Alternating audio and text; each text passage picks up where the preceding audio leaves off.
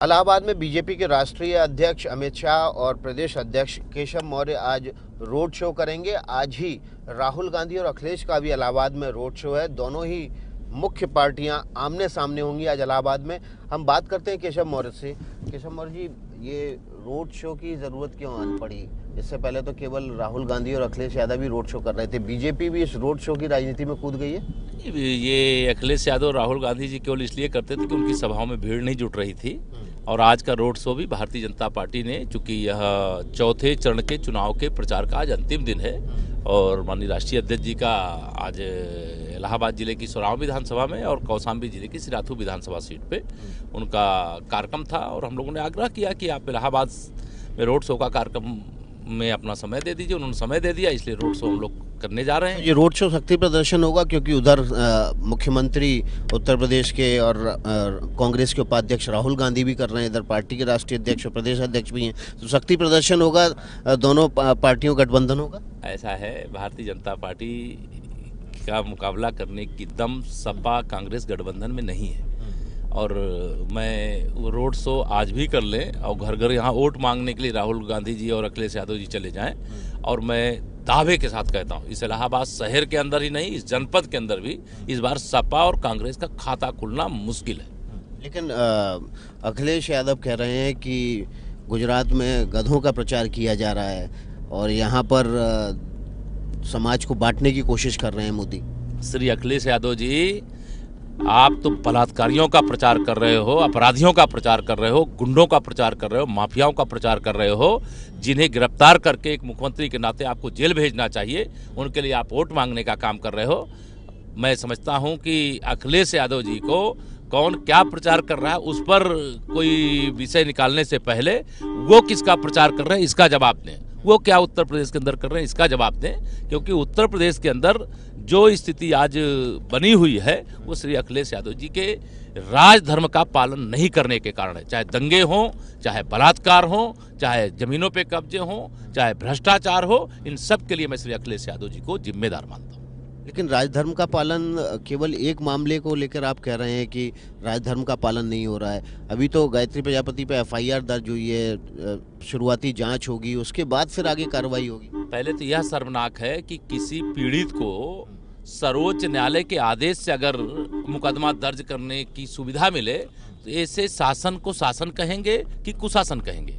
जहां तक आप एक मामले की बात कर रहे हैं, एक नहीं अनेक ऐसे मामले हैं। समाजवादी पार्टी के एक नेता इसी इलाहाबाद का, जिसे अतीक अहमद के नाम से एक बाहुबली नेता, माननीय उच्च न्यायालय को हस्तक्षेप करना पड़ा तब गिरफ्तारी होती है। माननीय उच्च न्यायालय को आदेश देना पड़ा कि उनकी जमानत को निरस्त कराने की कार्रवाई करिए, तब सरकार के कदम बढ़ते।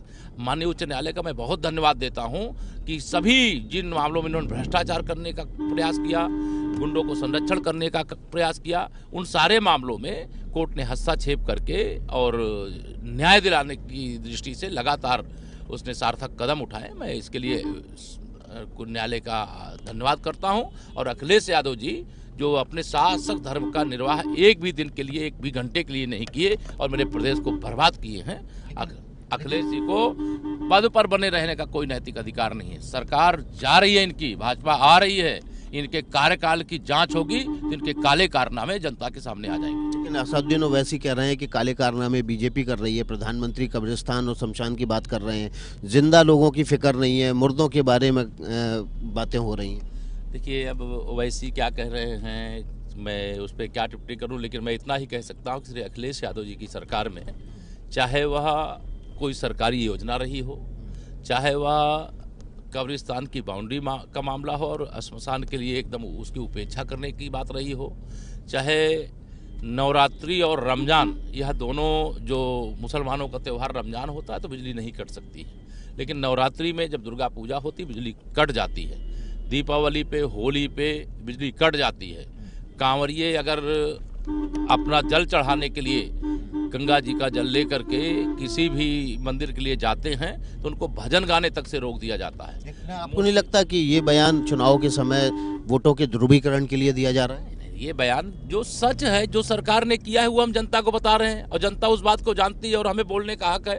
हम अगर प्रचार के लिए मैदान में आए, हम ये कहते हैं जब भारतीय जनता पार्टी की सरकार आएगी तो ना होली में बिजली कटेगी, ना दिवाली में कटेगी, ना ईद में कटेगी, ना बकरीद में कटेगी, ना रमजान में कटेगी। लेकिन इस बीच जब प्रधानमंत्री ने कल बीएसपी का फुल फॉर्म बहुजन की बजाय बहनजी संपत्ति पार्टी कहा, तो मायावती ने भी पलटवार कहा है। उन्होंने कहा कि नरेंद्र दामोदर मोदी का फुल फॉर्म है नेगेटिव दलित मैन।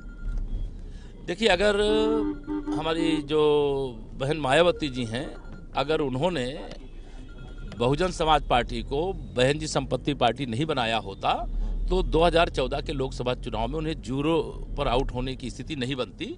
और 2017 का जो चुनाव चल रहा है इसमें उनको 2014 से भी करारी पराजय का सामना करना पड़ेगा, क्योंकि उन्होंने भ्रष्टाचार की चरम सीमा जो होती है उसको करने का काम किया है। और माननीय नरेंद्र मोदी जी के बारे में, अब बहन जी को तो सबसे बड़ा इस बात को लेकर के लगातार सदमा रहता है कि यह जो अनुसूचित वर्ग का जो दलित वोट है, जिसे वो बेचा करती थी गुंडों के हाथ, अपराधियों के हाथ, माफियाओं के हाथ, भ्रष्टाचारियों के हाथ, वो भी मोदी जी के साथ चला गया है। और इस बात से उनको डर लगा रहता है, इसलिए इस प्रकार के बयान देना।